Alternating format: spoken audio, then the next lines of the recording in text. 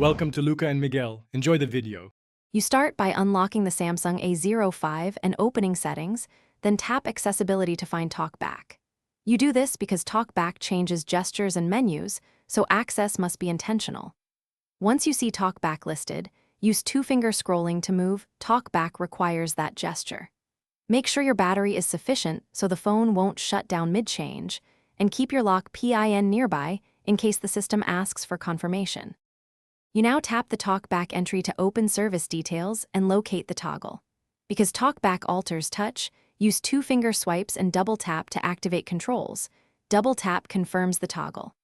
After toggling off, a confirmation dialog appears. Read it, then double-tap Confirm to stop Talkback.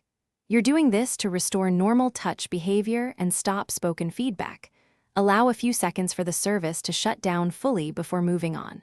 Once Talkback is disabled, test the screen with single-finger taps and normal gestures. If everything behaves normally, you're done.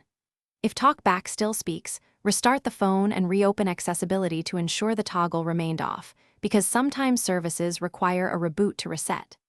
If issues continue, go to Accessibility Settings, open Advanced or More Settings, and reset accessibility settings.